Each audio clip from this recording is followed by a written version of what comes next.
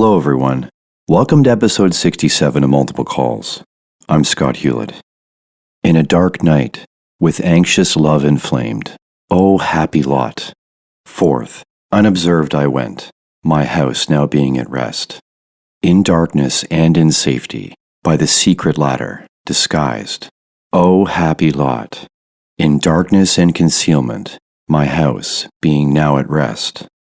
In that happy night, in secret, seen of none, seeing not myself, without other light or guide, save that which in my heart was burning.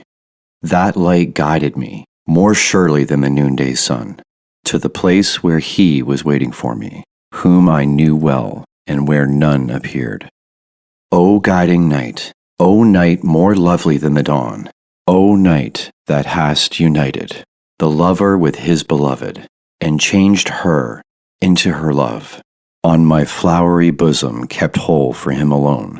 There he reposed and slept, and I cherished him, and the waving of the cedars fanned him, as his hair floated in the breeze that from the turret blew. He struck me on the neck with his gentle hand, and all sensation left me. I continued in oblivion, lost. My head was resting on my love, lost to all things and myself, and amid the lilies forgotten threw all my cares away. The Dark Night of the Soul by St. John of the Cross, translated by David Lewis, London, 1908. Here's my conversation with Jeff Depatie. Maybe we start with post-traumatic stress disorder, maybe go with a couple terms that are a little more commonly known now. I mean, thankfully, it was a great place for us to start becoming aware of that and then get into post-traumatic growth. But maybe you can give me your take on the difference between post-traumatic stress and actually people being diagnosed with post-traumatic stress disorder. We'll start with what's a little bit more commonly known, which is post-traumatic stress is the stress, obviously, that you feel after a traumatic event when the energy of the environment, the world around you, sometimes that can be internal, but usually it's an external stimulus that pressures you out of your normative psychometrics. And in kind of like a technical term, it doesn't really become a stress disorder until about 30 days later. If you are still, your autonomic system is still activated, you're still feeling these symptoms, you haven't resolved them or dissolved them, meaning you haven't moved through it, you haven't incorporated these new potential values and whatnot, around the 30-day mark is where they start moving it into a stress disorder. Now, as you can imagine, continue to grow from there. And really, this is just kind of like a scientific starting point, if you want to call it that, from a reductionist view, because the truth of stress and stress disorders starts much earlier. It's wound in our DNA, that story. It begins before we are even conceived. Once we're conceived, our epigenetics, the control elements that work on our DNA, start to shift how we are going to respond to stressors just by the existence of how mom is giving us feedback cues, and then our childhood and so on. So to put like a line where it's like, before this line, you didn't have a stress disorder or stress, and then after you do have a post-traumatic stress, and then to say post-traumatic stress disorder is a little bit wavy. Where it becomes to me a disorder, and this is why I open up the timeline like this, is to me it's a disorder whenever you are not fully able to represent who you are, your deepest level of your psyche, your soul, whatever that expression is, like your fullest version of you in its healthiest, most loving form. When that is unable to be expressed, to me, it's part of the stress disorder spectrum.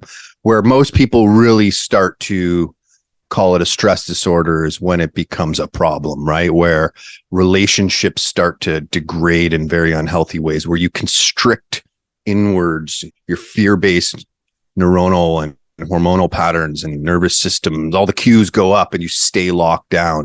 Work starts to suffer, all these kinds of things. Those are kind of like to get the conversation going, Scott. Yeah, I think the very common thought in the first responder community, and I won't speak for the military, but I can only make an assumption, like you've already framed there, that they think people come in as a blank slate and then the job experiences cause the post-traumatic stress disorder, where I've always tried to push the awareness that recruits don't come in as blank slates. They come in with whatever psychological state they're already in. And then the job can build on top of that and exacerbate it. And especially if you haven't dealt with things prior. So it's great to have people come to an awareness before they come to the job, and then maybe even get baseline testing to see where they're at in that moment, clear up what they can, and then be in a better place to be able to manage whatever stress is going to come from the job itself.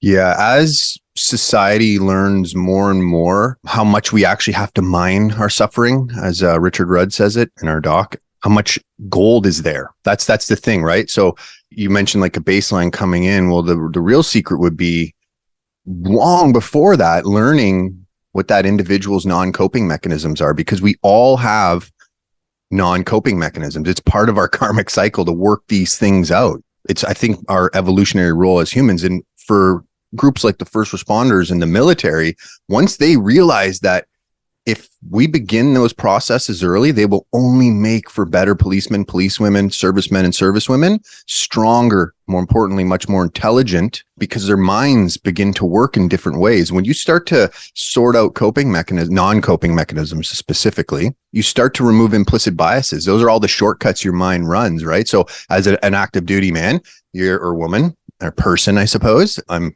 so terrible with politically correct. I love everyone equally. You're in the heat of the moment. You have certain options that are drilled into you. Well, you also have how mom and dad treated you as a kid that you bring to that job, to that site, and it may not be the best tool for you there.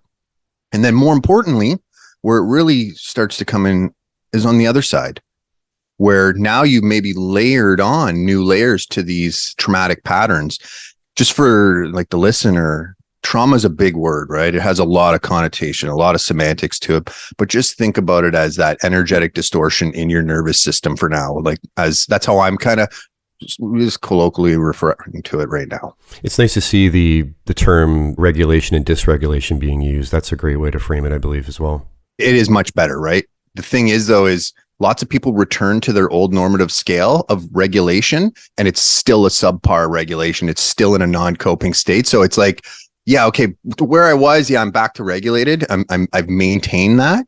So like throughout what we've been working on, and it's kind of becoming more and more accepted as just a simple XY axis graph, is you have your normative line, which in the abstract reality of mankind doesn't really exist, but like for conversation, then you have an event, and that event puts you into overwhelm. It moves you into a insecure state, moving you closer to dysregulation, and you either stay non-coping and eventually you hit the worst of rock bottom, physical death. You can bounce back a little bit higher layer, or you come back to maintenance where you stay on that level, or you grow past it. And I think that's really the important part of the conversation that we are not having, is once you grow past that baseline, that is the human gift. That is the biggest value we can pull from our suffering, because that's what we want to do, right? Like, why did I experience this awfulness? I'll give an example from a show. I was watching the movie Heat the other day. Oh, great movie. It's such a classic. I viewing it now with my lens, I'm like, man, Al Pacino they really nail it. But he talks about that awful example of the baby being put in the microwave. Okay, how do you gather any kind of value or meaning from that, right? The thing is sometimes the value is about moving society forward so we avoid those things, right? Like, that's what I think a good police officer, policewoman attempts to do in the first place. But now he's taken that incident. He's probably had to write reports up on it. He may even had to defend himself on trial. And now it's like burnt into his neural anatomy. And now he's taking it with him with the wife and kids. So it can be difficult, but that is the point. That's the hero's journey, man. That's why we plunge our hands into the muck. And it's overdue for the resources and tools that we need, because people know about them. Professionals know about them. Like, it's just a matter of getting some money and the right services for people to transition so we can grow past those baselines. Our society loves stories of adversity and how protagonists are transformed through facing and persevering through it. Every one of those stories is one of post-traumatic growth, in truth, right? These are the movies and TV shows that we love. So we're drawn to them. We're inspired by them. What's ironic to me is that society celebrates and envies those that are most comfortable in life. So comfort and ease is equated with success. What I think this leads to is people are facing a lot of adversity with no choice, especially over long periods of time, being labeled as and feeling like failures. And it makes it even more challenging for them to overcome and grow from it. I love it, like how you said that about story. Story is always about risk and reward, right? And usually they go hand in hand. Where you dare greatly or risk greatly is where those rewards are. That's, I think, one of the things that especially young men chase when they look at military or service style careers, right? Is looking for that real glory of, I will risk myself for a reward, usually with the mind of service, which means for the greater good in some way. I really do believe that. There are some people who are a little bit more wingnuts, a little bit more selfish about a little bit. Some people end up there out of circumstance, but I think that is at the heart of service. It's interesting you say that. I just started rereading Dante's Inferno. And if we take a page out of Dante's Inferno, it starts like he's in this dark woods and he's being chased, hunted by his own desires. Okay. These things that we think we want to pursue. And what's interesting is in order to transmute those and grow beyond them, he has to actually go through hell. So it's like he's in this place that's not so good, and then he has to go through hell. But that is the greatest of human stories. It's the one cyclical pattern that is everywhere we look. Like you said, post-traumatic growth overlays really well with Joseph Campbell's hero's journey. If you look at almost any story, the nuts and bolts of it are in essence growth. It's actually a universal truth. It's how the construct of the physical reality of the universe we sit on is built. Things smash together, they grow into more complex organisms. They keep adapting to this complexity. And eventually, if you follow the organizational structure, you reach humans and human society. And we are that expression now. It's like, I like to say Prometheus gave us the torch, and that is the torch we have to carry. I always say, like, it's great guys like yourself who are helping spread this. I don't want to like call it gospel, because a lot of people will automatically put that with some kind of Christian connotation. Awareness, maybe? That's it. We'll call it awareness because people don't like to adapt.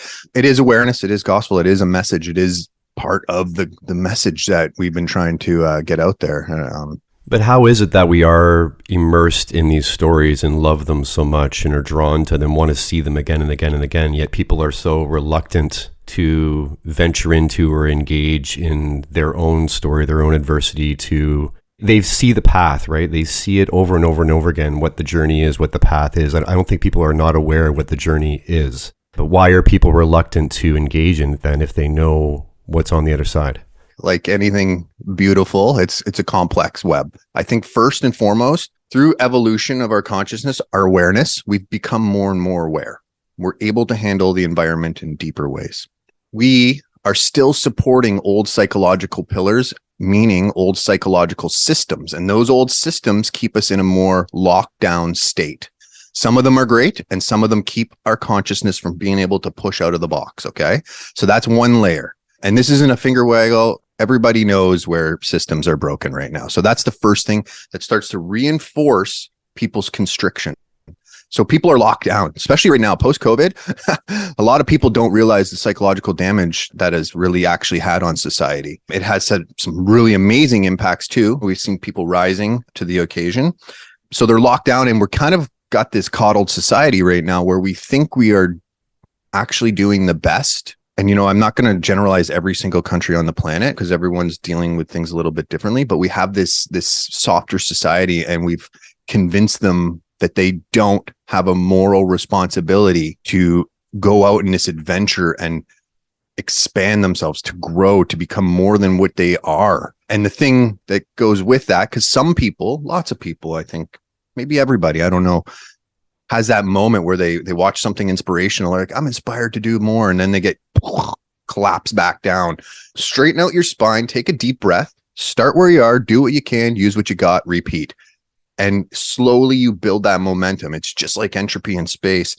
And the secret is this: most people don't really know how strong they are. We're human beings. We're the apex right now in the universe, as far as we know. I hope not. I hope there's aliens that are far smarter, but whether you're a creationist or not, we're at least thousands of years old, probably millions of years of the universe evolving to get us here. And we are strong and capable and intelligent. I think just right now, with so much overwhelm from everywhere, news, Instagram, and I'm not hacking Instagram, but like everywhere you look, you're inadequate. You're not complete. You're not enough. You're all these things. And it's like, well, I'll never be the fastest swimmer. I'll never be the best at, so you get collapsed down more and more and more and more and more and more. The secret is looking into you, figuring out those patterns of inadequacy and they show up like this usually. where you're distracting yourself, where you are removing your attention from facing those things, that's a good place to start. Start removing those from your life. They will pull you away from being your full expression. The reason that's important, the number one research dying regret is people say they didn't have the courage to be themselves. That's the number one recorded. I don't want to die and say I didn't have the courage to do that, but I did mention the dark night of our soul. That's the essence behind it. Is it's very difficult in this day and age where nobody cares what you're doing. Nobody, and it's like, if we start pulling ourselves out together, it makes this way less daunting. We got to really get this thing to get that fusion flying and start this process. It's nice that it's happening. You can see the little sparks of it. I think that's one of the things that's happening on the deeper fields of the human experience right now is people are feeling that. They're feeling this shift, this vibration that's starting to happen. And I think it's going to be an evolutionary leap. Personally, it's nothing even mystical. It's just our ability to fully use our minds. Left, right brain, fully compute the linear with the abstract and put those over top of each other. Almost all the time, it's something to do with fear. People are compressed down, their brains go limbic, and they go into autopilot, and then they're on the treadmill. And then 10 years later, they're like, oh my God, I've been burning these crystalline patterns into my brain for 10 years. Yeah, it's daunting, but here's the deal. You can do it. Everybody can do it. It's truly an era of a message of hope. Yeah, and you don't recognize, like you said, the strength that you have within you until you can make the effort, even if small effort, to have one small win and then celebrate that win, recognize that you were strong enough, wrong about not being able to overcome it, and then build that momentum off of that. Yeah, that's a great term, if you don't mind me mentioning something on that, Scott, because I think that's one of the forgotten elements. You said celebrate. The act of celebration is actually quite forgotten. Truly being able to absorb that level of gratitude for the smallest step you take is very important. Just the way it processes in your mind and stores that experience. When it comes to learning, if you learn through play, you learn something like 70% faster. But if you celebrate too, it stores much quicker, much more complete, and usually in a more holistic way. That's something, if we go back to, we were talking about traumatic events, like acute traumatic events. If you could find a way to celebrate from those moments, and I know that can be difficult. Like when we were overseas, there was a guy, both legs blown off, arm blown off. I won't get into the full story, but in that moment, it's probably a little bit harder to find reasons to celebrate, but he has. His journey is not going to be one of ease, but he's a beacon now, right? He's found a way. All that risk he took, he brought back a reward, and he's bringing it into the world. It's usually a message of let's not be doing war and stuff anymore. But anyways, it is a very important factor that is lost. It's lost, especially in adults, to really celebrate. Perhaps it's one of the benefits of stories that draw our interest. They're very dramatic. There's an incredibly powerful moment we can recognize even in a real life situation like you described, or in a fictional arena where the person experiences something very dramatic, and that's what spurs them to then enter into the journey and transform. But at the same time, maybe that can be a hindrance to people to think that that's the only thing that can spur the journey, that it needs to be something overwhelming, dramatic, it's instantaneous, and not this slow grind. You make a choice to enter into the small, slow grind over time and continuity to then get to the same result. The more I've researched post-traumatic growth, post-traumatic stress disorder, the more I experience myself and all that, you've already had that call. You just may not realize it. There was times when you were a little baby and you were hungry and it was so overwhelming you cried. It brought your system down. Just think back to when you were a child. There's a lot of moments in time where the energy was overwhelming and it called for that. Because I agree with you. We shouldn't need dramatic events in order to inspire us to greatness. We shouldn't. But that just goes to speak about where the resonance is right now. So if most people tune into what inspires them, when they really learn to tune into it, they'll see that it's actually just holding them in their place at their lower resonance. It's not actually trying to bring them up into a higher love-based reality. It's actually keeping them plateaued. It gives them just enough of a spike to feel like, yeah, that was great. It was worth the popcorn. That's where I usually start with. Where's your attention going? is it really trying to bring more love into your world? If it's not trying to bring more love into your world, it's only bringing more fear. If it's bringing more fear, it's just going to perpetuate those moments. And just to bring back to the childhood thing, what's really crazy about it is once you start exploring that, once you start going inwards into the psychosphere, you'll see those are the moments you couldn't face in reality. They're the darkest and hardest. They're the most dramatic. You want drama? Start looking there. If that's what it takes. Even like the word drama.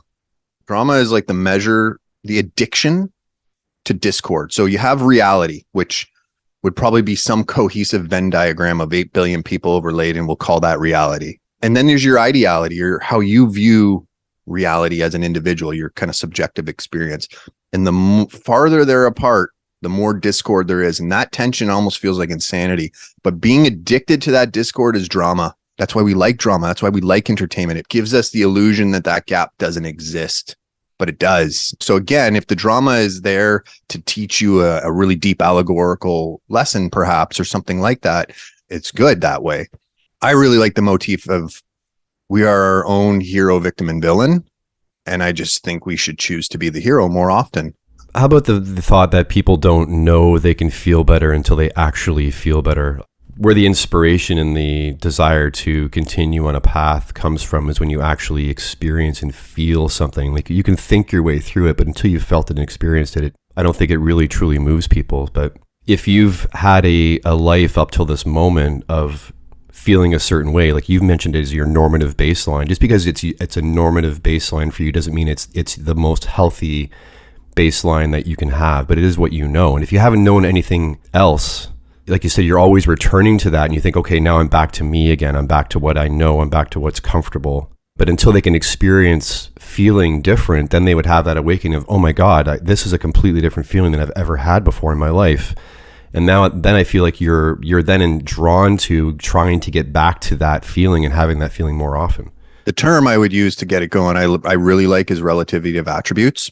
So you don't know what you don't know, right? If you haven't experienced something, as much as you visualize it, as much as you work through it, as much as you drill and practice, you have not experienced that experience. Your nervous system has not sat in that reality. So until you do, you don't have those attributes. So if you've never, because some people have actually never really felt love. Mm-hmm. Like, as crazy as that is, like the plenum, the full representation of it, very few people have ever felt. For themselves or for other people.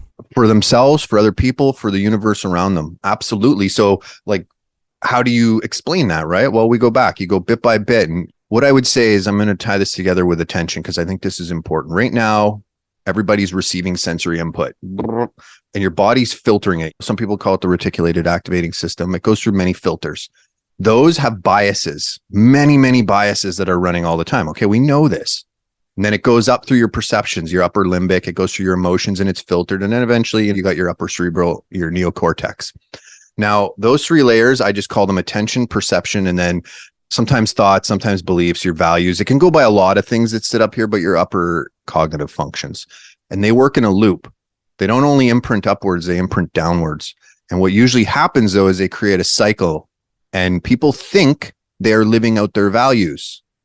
They think on that higher level where we have insight that they're living them out. Having insights is a little bit easier, right? We sit, we contemplate, and we have like, oh, okay, that was neat. Oh, that was neat. What you're talking about, though, is when it breaks through the perceptual layer and you feel it differently for the first time. Because in constriction, your emotional toolbox is constricted down. So you don't have access to the full love-based emotions, joy, peace, satiation, all the way up to enlightenment, but even things like acceptance and neutrality, being able to not have to fearfully jump on a pole.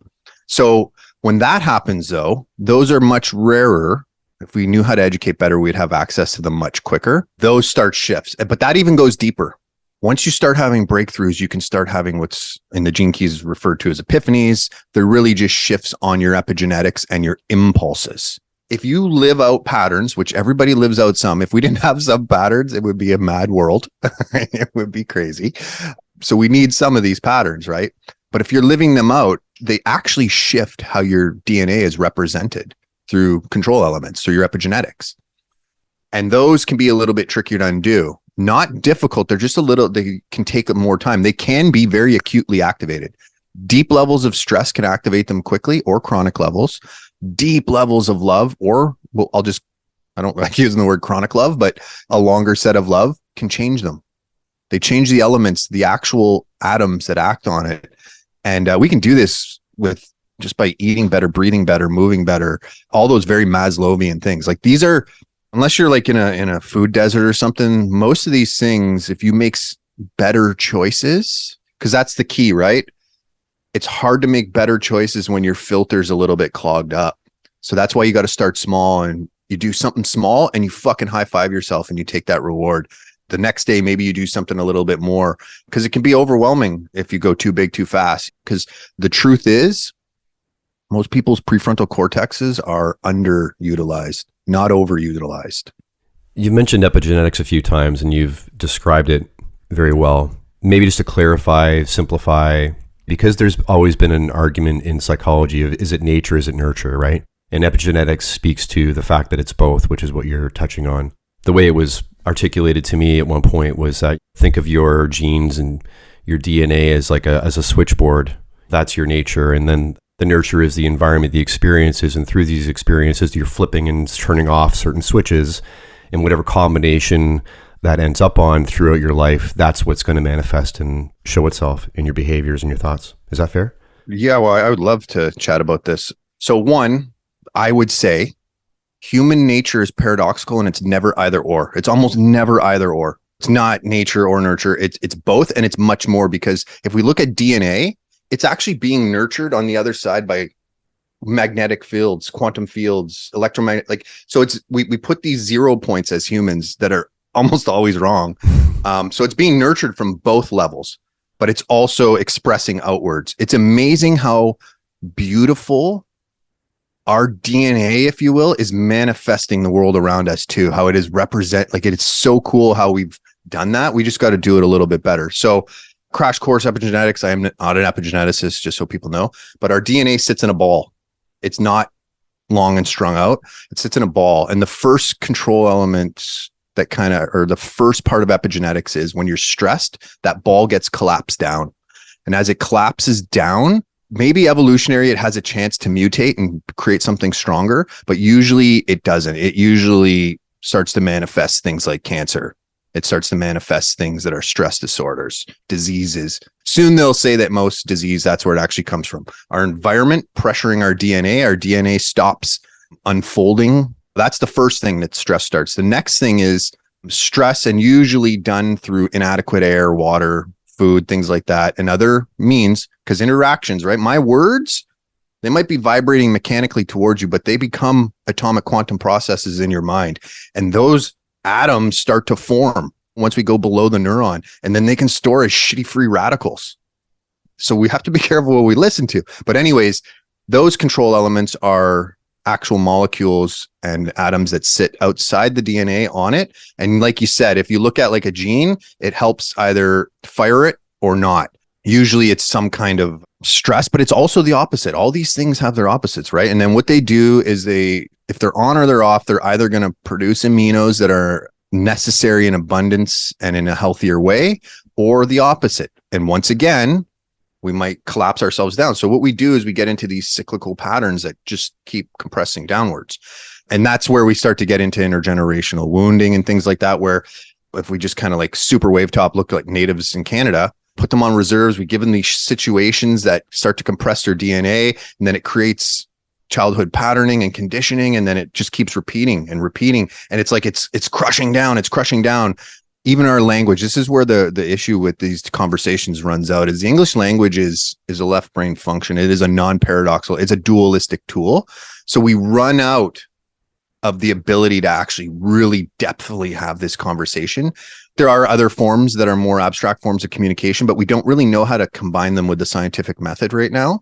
And as we do that, these things will start to merge. And the consilience between something like psychology and biology, those are building. This is like, if anyone ever says something as an absolute, maybe shut that show off. Because every time someone says that something is an absolute, they've always been wrong. Truth is an expanding concept. So don't try to find truth as like a point, right? As people are constricted down, swimming, they're sinking, trying to find these points of reality to anchor. Don't look at them like that. It's tricky, right? Because like the human experience is it's beautiful, but it can be tricky. Yeah, and this is where these adages of words matter. People won't remember what you did, but they'll remember how you made them feel. That's where all these things come from. And I always find it interesting to look at definitions of words in other languages that we don't have in English that define complex experiences or feelings. So through investigating and looking into other languages, not having to learn other languages, but seeing how other people express themselves and how they name things, how much it has an impact. I would love if mankind came up with a universal language, not to be the only language, because I think it's really beautiful to see how other cultures spawn because of their language. I think it's really beautiful, but we should start actually coordinating this effort. You know what I mean? We're here for a while. And not everyone's going to punch the ticket all at the same time here. We're going to be doing this thing for a while. We might as well start thinking a little bit long-term beyond ourselves. And something like that, like a common neuroscientific, where it uses those abstract possibilities like Schadenfreude and things like that. And where, one word creates a whole scene, right? Even to reduce it down to within firefighting, that's a common problem that's been acknowledged, that it's very regional and we don't have a common jargon or vernacular, a way of communicating what something is called or what we see and recognize as called. So from that, you can't have an actual conversation about it until you define and everyone understands the definition of the thing you're trying to discuss. Just for fun, there is many other forms of communication that we don't use too. In fire, I would imagine you guys have some hand signals, things like that. We communicate with like badges, we communicate with all kinds of different things, but it is important to begin to really shift those. Unfortunately, most of our communication is driven by money. Almost everything we do is driven by learning to communicate for money, right? To grab people's attention and whatnot. And as long as that zero-sum game is the one that everyone wants to play, we're not going to really evolve it into something deeper. I agree. It would be nice to, like on a broader scale, remove a lot of the semantics that we're dealing with right now when it comes to this, because it'll make the new conversation a little bit easier. It'll take away some of the tension, right? Because if like we started off with the word trauma, I say trauma to you, it's going to mean something different than it means to me, like on a whole firing of the brain to someone else, right? And what that does is, unless you have an organized mind, that's almost always going to put someone in a defensive state, because actually killing an idea or a thought is difficult. That's the secret of the ego, right? Like burning away a neuronal path it almost feels like death in a lot of ways, because we're shifting who we are, right? We're changing that. I suppose that's why it doesn't really go that fast. Yeah, I've heard it said, I believe, by Jordan Peterson. I'm not sure if he was the one that coined the phrase, but the saying is, you don't have ideas, ideas have you. They go both ways. That's kind of like a Jungian archetype pulled out of the quantosphere thing. I don't think we know enough to know for sure that we don't auto-generate our own ideas. I think they can be both, but he's not wrong in how much it can grip you. That's the issue. That's why when I talk about values, perception, attention, it takes a long time. And not one time sitting down, writing on a piece of paper, this is the 5 values. It takes a long time to really learn what you value. And until you do that, whatever sitting down in the subconscious, unconscious is probably gripping you. That's where, though, there's some real beauty. If we do kind of go to the Jungian archetype or the morphogenetic field, there is wisdom in the universe that is way beyond our brain that we can start to draw from. This is where language runs out. This is where the conversation has always been tricky, right? If we look at all the algorithms of all time that have tried to tell us any religion, any philosopher that's worth their weight, alchemy, it doesn't matter. They're trying at their essence, how do I draw these truths out? How do I pull them out? Not just from inside myself through adversity and suffering, but also from the greater universe. Venturing towards us talking about the documentary, The Dark Night of the Soul is a poem by the Spanish mystic St. John of the Cross. It narrates the journey of the soul to the mystical union with God, which, and you've mentioned that certain words can be saturated with religion or spirituality and maybe can turn people off. But the dark night of the soul became more commonly known as a time in someone's life of existential doubt and loneliness. And we've already mentioned, and that's in the realm of addictions, where it's more commonly known as rock bottom. Is that where you drew the title for the documentary from? Have you drawn any inspiration from that poem, that idea? What was it that led to wanting to make the documentary? Going into the underworld and coming out is as old as time. It is the story. It is the human experience explained. And at its very worst, and potentially the very worst, because we can have multiple dark times going on, and then sometimes they overlap. Maybe it's that person's absolute rock bottom, the lowest they will ever feel. That's usually what the dark night of the soul is. When you look back on your life, there was this one point, it was the darkest, because everybody has dark times. That's part of the human experience. I call it the holy dark. It is just as important as the light. That's the thing, people. Like, just, you don't go through and then there's like perpetual joy and you're just like smiling all the time like a moron. Like, that's not how it works. Like, you can be, your attitude governs how you feel in these dark times. You cannot be crippled down. Like, that's truly the land of the warrior.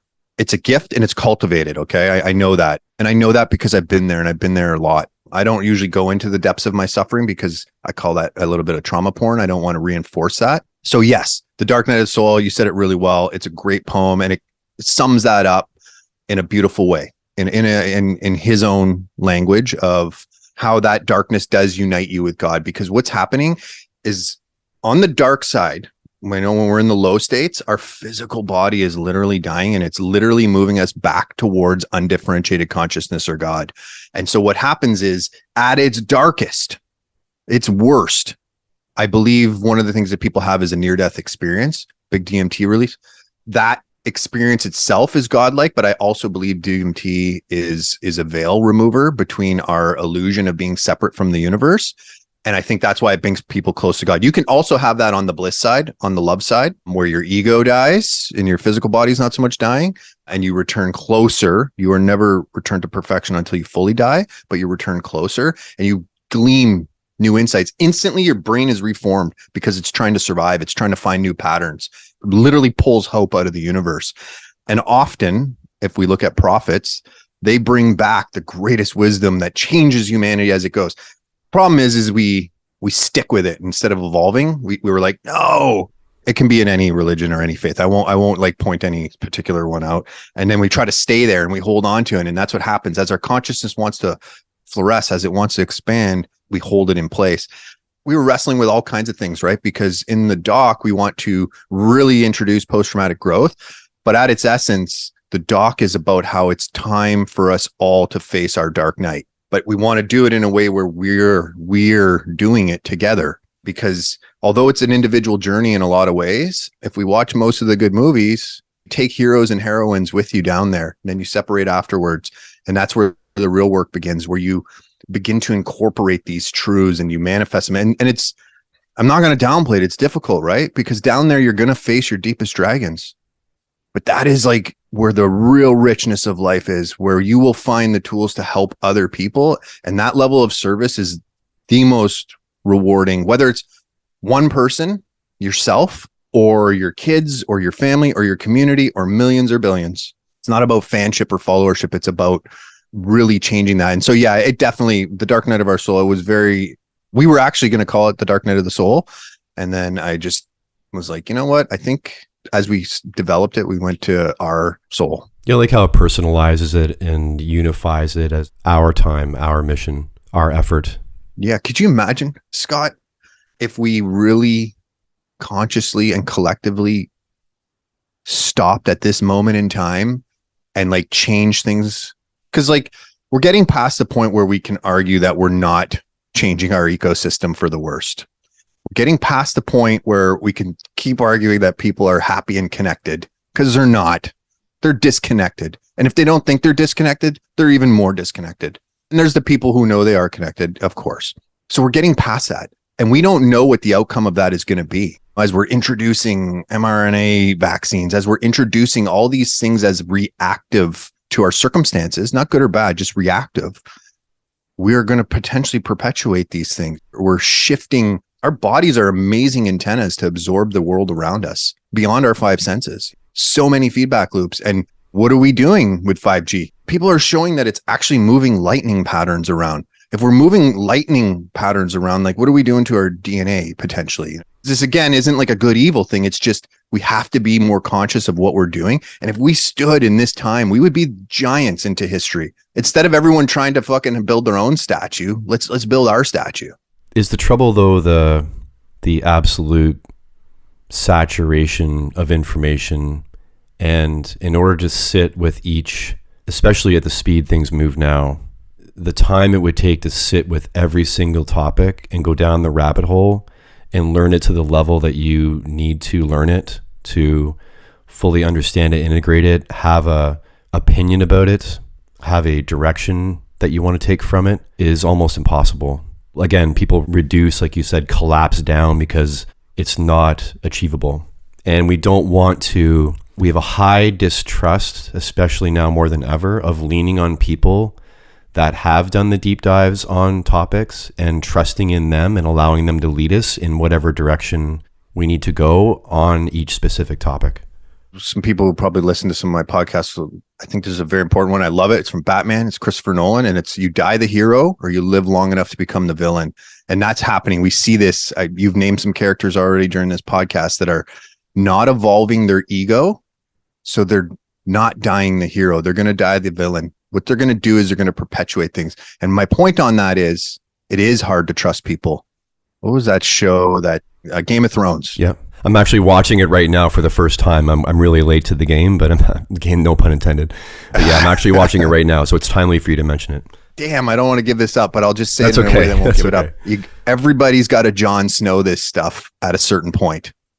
And that just means do your part and then you retreat. What happens is people's egos get caught up into it and then they want to sit on this top. It's very hierarchical. It's very chimpanzee monkey level thinking. And you have to evolve beyond that. So the daunting task, yes. What's kind of cool though, I mentioned kind of systems as structures as shackles, but they're also systems that are there that could be rejigged. You know, the idea isn't so much for me and you to perfectly change and do that. It's we've got to start the process so that our children can be educated differently. If we look at like all the problems in the corporate world, all the problems of the world, it all boils down to human psychology, and it all boils down to an imbalance between fear-based emotions, hormones, energetics, and love-based. And one is in deficit and the other is not. And if we show people how to be more connected to themselves, to others, how to use these tools, because we need to survive. We're survival machines, but learn how to truly move into a thriving state where we can have open node thinking, bigger, deeper, more productive conversations.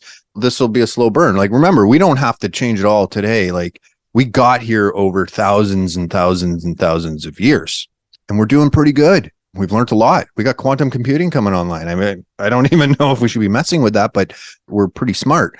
It's just the essence which drives those things needs to change. The survival mindset that usually pushes those has to change. Because as long as you create from fear, you will only perpetuate fear. That's how it works. And hurt people hurt people. As good as they want to be, I could name a bunch of philanthropists right now. As good as they want to be, they're going to hurt people because they haven't actually changed the essence of what is driving them. There's all kinds of communities that you can start being part of. And you start in them, and yeah, they feel different. Some people will use different language. Like if you go to a really spiritual community, they'll use a whole new set of language, than a really scientific mathematical group. But what you do is you start exposing your nervous system to these outside of your comfort zones, and you get used to it. You start moving into them a little bit more at ease. It is more challenging when you're working 9 to 5 and you got the kids and you got to get the groceries and the car's broken down and all these things that we thought we needed and we got to, and we're like, oh no, I didn't expect this. But yeah, we start breaking the cycle. That's what we do. We're a collective and we have collective cycles that we should break. So let's overlay now this with the special forces experience, right? We're very much seeing this war between grit and vulnerability play out in our culture. How do you see the balance of the two and the ability for people to tap into meet the situations they face with the proper ratio of them? So it doesn't always have to be 100% grit or 100% vulnerability, as this being the ability that we should all be striving towards. I'll just rephrase it. It's always yes and or both, right? So grit and vulnerability are both necessary. What people, I think, especially men, don't realize about vulnerability is it actually takes great grit. Yes. And great grit actually takes great vulnerability, because you have to put yourself in the situation to be gritty. Where I think it gets confusing is when people think they have to force their way through something. So forcing your way through something is moving without full awareness. And that's the issue. If we go back to like the brain, the perception, the values, lots of times we'll find ourselves in our 30s and we're pressing against, and you know it. Everybody knows this feeling. I call it like swimming against the molasses. It doesn't matter what it is. Life takes effort, but there's this feeling you get where it's like, this does not feel like the right way. And you feel it, and it's usually almost like a chronic feeling, and you do it. And then you're like, oh, damn, I'm starting to put on a little extra weight. Oh man, I'm fighting with the misses more, because you're forcing an angle that isn't going to work. So I say persistence without insight is pointless. Sometimes you got to be the willow, and sometimes you got to be the oak. It takes wisdom to know which one is which, right? Both those trees are very wise. It takes both, because if you stay too stern, you may not learn the lesson that's there. It will erode you, because there is those two systems at play right now. Not those two mentalities, right? And to flow between both can be tricky. But unless you do a little bit of both, you'll never really learn it. That's what I was talking about with vulnerability and going back into your shadow patterns. Is if people really want to learn grit, that's where you go. And right now we see it. We know the characters that are out there that are just remaining gritty and this way, and then not so. And it's important to have both, because if we look at it from the brain's perspective, if we don't have some kind of grit or discipline moving from A to B, our prefrontal starts to not work so good. But if we don't add in flexibility, we start to shut down our emotional tool banks and things like that. So is there like a perfect formula? Yeah, there's things you can move towards, but the perfect formula is your own. It's your individuality. That's why I say everybody, if there's one thing you do through this kick at the can, is truly become yourself.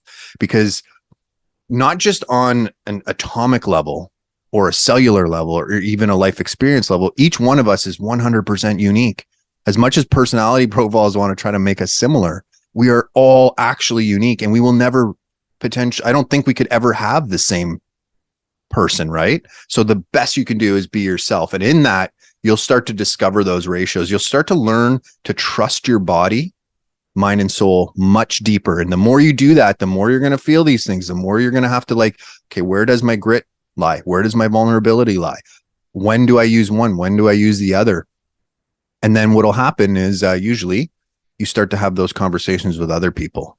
Instead of just having beers in the garage or something, oh, hey, this, or hey, this, or you start to evolve the conversation with the missus or the mister. And these little things, these little embers turn into sparks, and those sparks start fires, and they start to grow. And it's something. It's also, like I said, man, it's only for the brave. It's actually literally the step towards it is being courageous.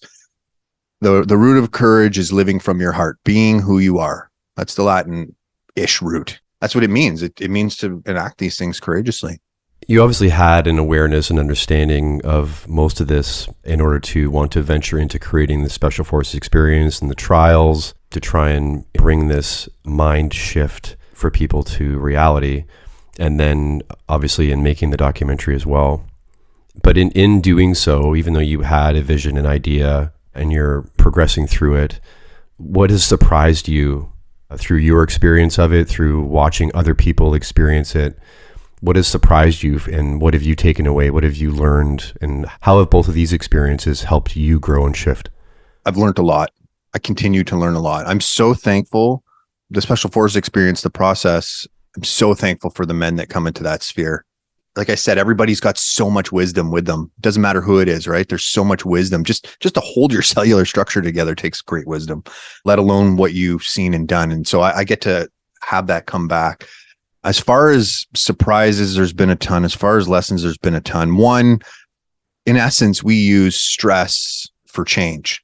And most of the problems people have is stress. So a lot of people don't really love the idea of or support the idea of stressing to reduce stress, but it's been amazing, because the character that I've found the strongest and hardest to beat is the ego. And when I say the ego, I just mean the patterns in ourselves that play out that we don't really recognize as non-thriving. They don't really bring us into a thriving state, but we think they do.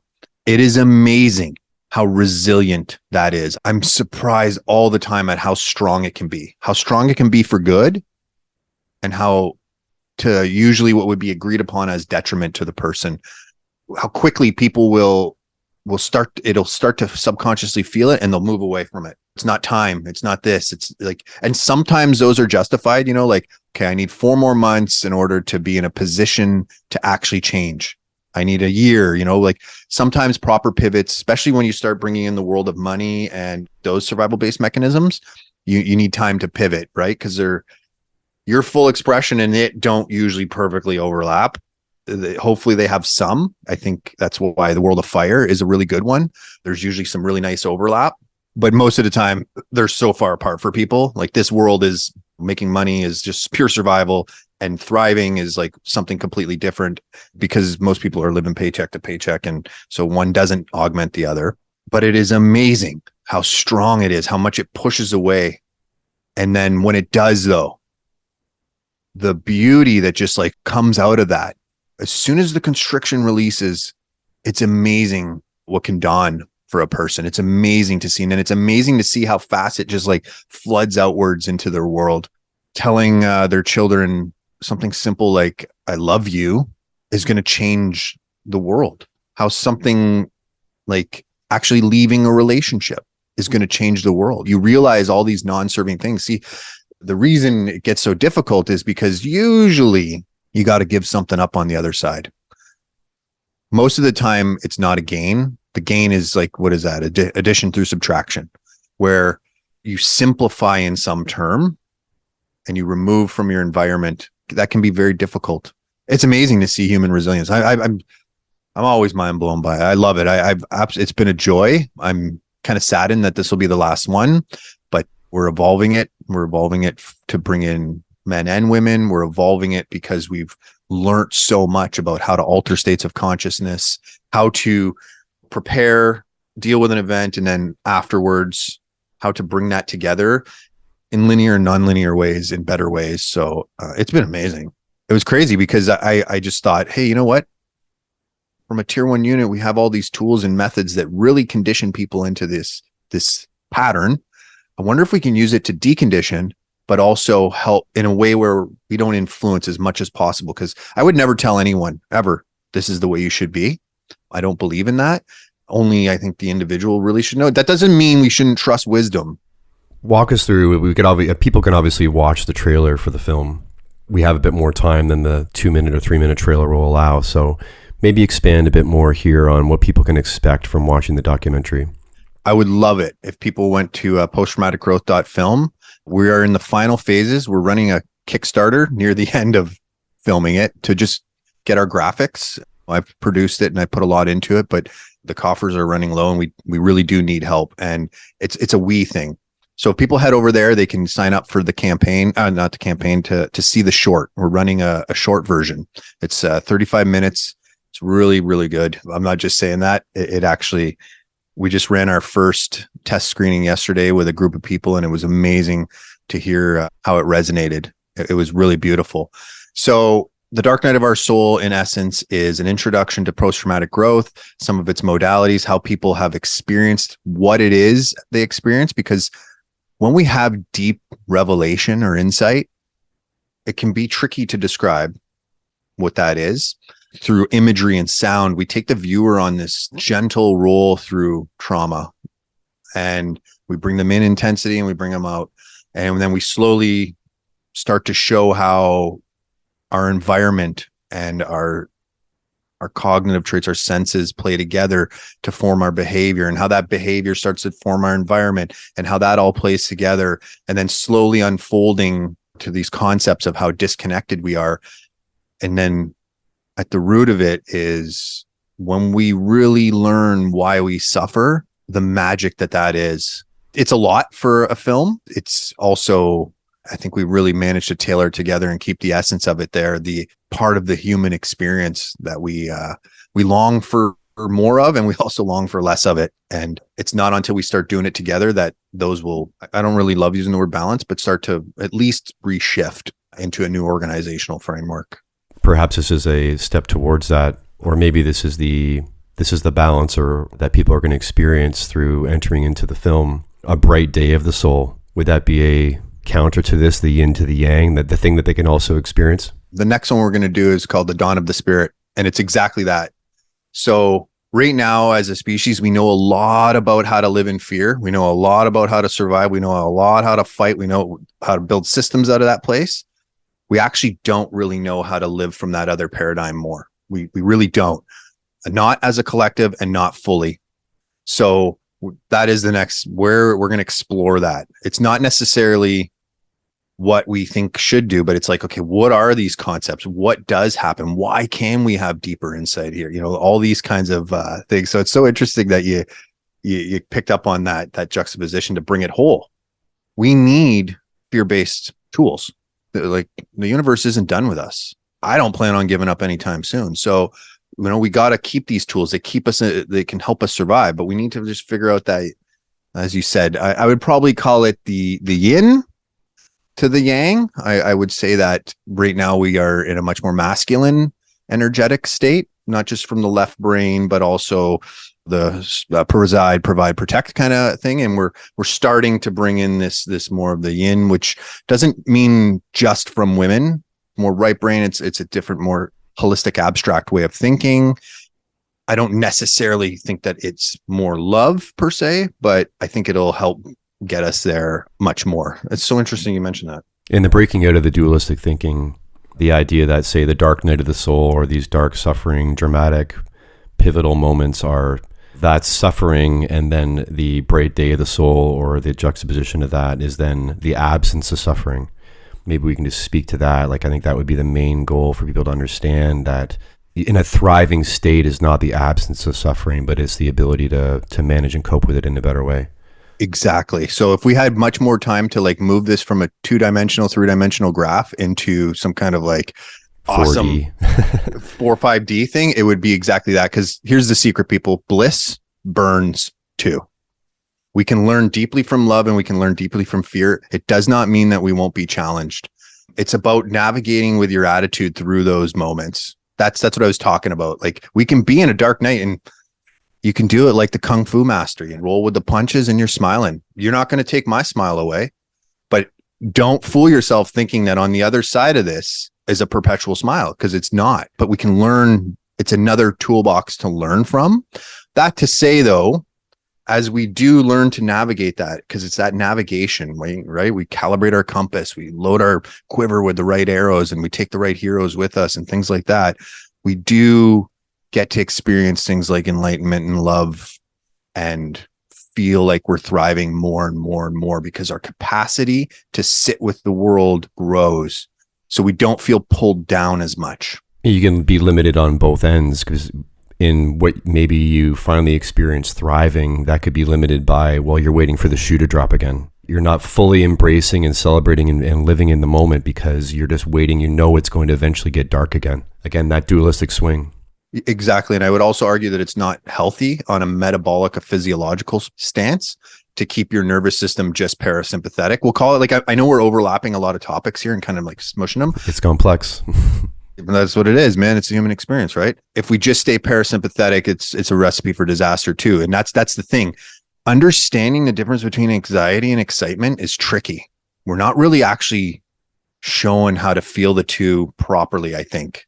So we often confuse excitement for anxiety and anxiety for excitement. And most people just feel fucking anxiety. And if we learn to understand that, yes, sometimes anxiety is a cautionary tale, maybe be careful going down that road. Usually, almost always, it's the road you should go, because you're going to learn something. We have 8 billion people and we're living longer and more and more. So obviously we're doing some stuff. Most of the time, we're not stepping off the cliff or into the real danger. Most of the time, we're just going to step into our new horizons. Yeah, to put it in a very practical sense, I had someone mention the other day that they were very nervous during or at the beginning or the entering into an interview. And the way I framed it was, well, you're incredibly nervous or anxious about it because you care. Like, this means something to you. It's important to you. It's somewhere where you want to go. So that's why that anxiety comes up. But it's actually excitement. It's actually hope. It's actually looking forward to something. Stephen Kotler did a good job with that, trying to turn it into excitement. Like, just that goes back to, you mentioned kind of language tech, right? the words you use around it will create a map of your reality. So be careful which ones you use, right? Oh, I'm nervous. Oh my God, my whole life's going to destroy. Well, yeah, but maybe your whole life is going to open up in that moment. I don't know. I'm much more like a die living kind of person than a mentality. So maybe I might be a little bit cavalier, but I can attest to every time I've ever taken that plunge out of my comfort zone, it has always led to something better. I love that you just used the phrase die living. And you've mentioned ego death a few times as well, which is part of that. To frame it differently, is it a mentality that you have to be willing? Because true change, you could change so dramatically that you don't recognize who you are anymore. You were something before and now you are something new. I experienced this going into ketamine-assisted psychotherapy, is that things were so dark, you can have this thought of like, I don't care if this experience kills me. It's not that you want to die, you actually want to live, but you want change so badly that you don't care if the experience kills you. And then in that, there's this peace, there's this release, there's this vulnerability, there's this openness, and diving into and allowing things to come through you, change you, and then come out the other side a different person. And is that I think it's one of the hardest things for people to do, is to truly change. You change. A lot of people, I think, talk about change, but they want to stay who they are yet change. It's such a paradox. Yeah, I kind of like using the two words PTG, break free, or break free with PTG, because it's like you want to delaminate from this part of yourself. You recognize that it's non-serving, but it's so rooted in your hippocampus. It's so rooted in the fibers of your being. It's rooted in your DNA that it literally is a death. And we are programmed to avoid death, right? I think the way the construct of our mind works, we avoid physical death, and then one day we learn to avoid psychological death. It just programmed like that. So it feels very much like death. But that is the land of the fucking hero or the heroine. That is what you just said. I agree. I've now experienced that a few times in my life. So I don't know if it ever stops, and I don't know if there's ever like the big one, because every time it happens, it feels like the big one. But now I'm at a point where I'm balancing love and play and acceptance of these things, so that if it does have to happen again, I'll be there. But this is part of the cycle we need to break, right? Instead of being in your 30s or 40s and experiencing it and like being like, oh my God, everything's got to go, and like midlife crisis feeling and like full cellular regeneration. If we do it properly and we show children how to actually evolve with these things, it's not going to be so catastrophic. They'll learn to do these things in a much more gentle and conscientious and consciousness way. So it won't feel like, oh no, like everything's got to go, fire sale here. But I do that actual surrender, that's the highest level of surrender it's like you're willing to step back beyond all your levels of conscious awareness, and you're allowing it to just evaporate into space and time. And yes, I prefer plant medicines, but anything that is going to alter your state of consciousness has the potential to do this. It doesn't have to be necessarily as dramatic as, I don't want to use the word dramatic, because a lot of people don't like taking anything, which I think has its place as a mentality, but also plant medicines have a place. Like you could attest to it. What you just told me about ketamine, all my ketamine experience was recreational and not in a controlled, healthy environment. Yeah, which I do agree with. I've spoken to people about ketamine, but anything that alters your state of consciousness, this could be travel, this could be removing unhealthy relationships, this could be changing how you eat, and you do small bits too. It doesn't always have to be like 0 to 90. Like I know some people who go and do bufo, which is scraped off a toad, and it's a 5-MeO. And as far as I know, it is the rocket ship. And people come out of it oftentimes and they have to like light the whole castle on fire, because they really, like, you see all the stuff and it's like, oh no, what have I done? Well, we don't have to go 0 to 100. We start, meditate, learn the stream of conscious journal. Like I said, put yourself in a different activity. Just change some of your patterns. Take a different road to work. Some patterns work. It's Scott, and like the people who listen, they know the patterns that they're like, oh my God, I'm doing this again. Oh my God, I'm doing this again. You know them. So just start slower to shift them. And then one thing leads to another. And Bill Gates says people overestimate what they can do in a year and they underestimate what they can do in 10 years. I don't like to go up against intellectual giants, but people have no fucking idea what they can do in a year. And we can't even imagine what we can do in 10 years. It's amazing to see what you can shift in a week. In a week. Right. Well, think about it. The act of trauma, one acute incident could happen in 1 hour and it changes your life forever. Well, like you said, start writing it out if you have to. There's all kinds of tools. I mean, this is the day and age where we are at this point right now. Informationally, like you said, we got it. Time to hang up the phone and do the work. Again, to put it in a practical sense, I experienced an injury in the fall, surgery, and it was amazing to see how quickly things changed physically negatively within a very short period of time. Taking care of your body for 30 years and in a matter of a month or two, how your body just goes, oh, we don't need to use all these muscles anymore, and everything just shrinks away. And then it's crazy. It's like base jumping. And then you have this, it's psychologically hard place to think, oh, like and having to start over and over and over so many times. And this is what we're speaking about. The more times you do that, the more you realize you will get through it. But it's still daunting when you look at it and think, oh, I got to do this again. But then on the reverse, how quickly a recovery can occur and how quickly your body can adapt and come back over the same period of time. I just think people need to understand how quickly things can shift negatively, but also you can do a lot in a week, 2 weeks, 3 weeks, a month to shift yourself back to where you need to be. A small example that surprised me last year, I went to Europe and the airline misplaced my luggage. And I was in Estonia and I had to go shopping because they were like, well, you're not getting your luggage. And let's just say I didn't wear Euro style men's clothes. So there I am putting on, like, are you sure? Like, this is good for, this is comfort. Like, but it was amazing how just changing my wardrobe changed things about myself. Little things like that really, like, all kinds of these little cool adventures you can take that do that. An injury can be very dramatic, especially at a certain point in your life. You can be the agent of change at any time. It doesn't have to be slap in a face from the universe.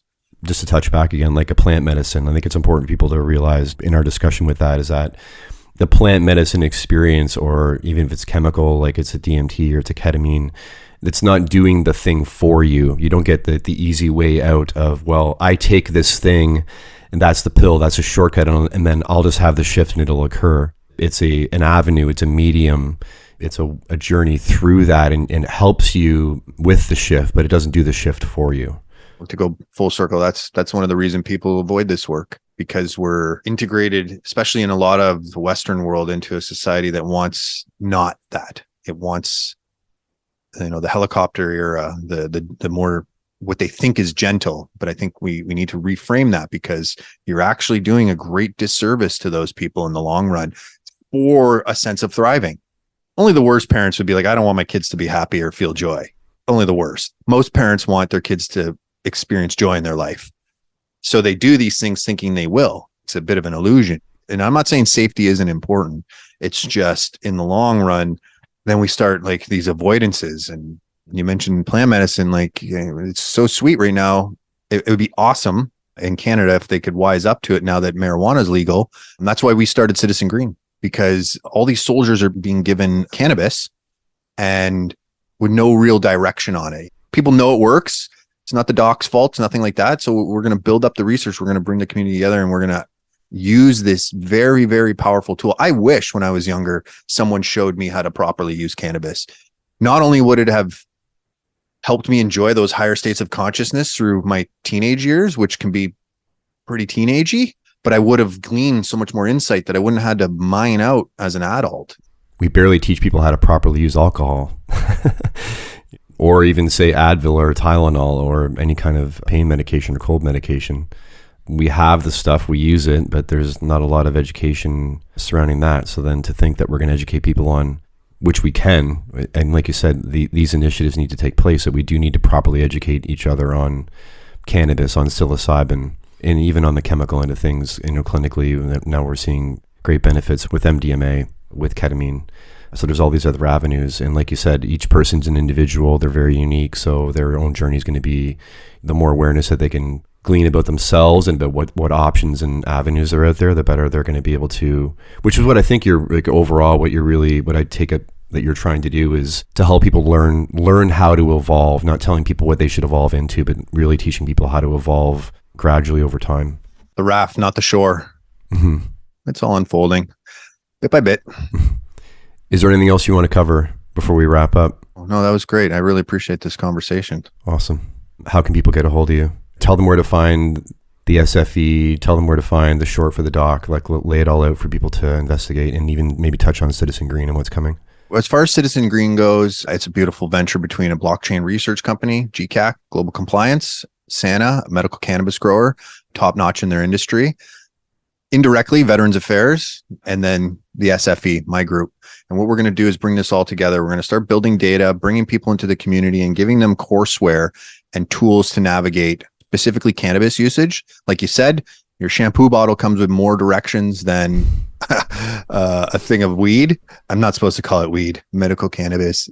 We're super excited about this. I can't wait for it to launch so that these veterans, not all, it doesn't necessarily have to be anti-PTSD or stress, but it's also about identity and transition shifts, finding deeper levels of purpose because that's one of the things right after first responder communities or service, any community really is finding what's next. So these are all important tools. If people want to check us out, we're at thespecialforcesexperience.com. You can head down the rabbit hole there.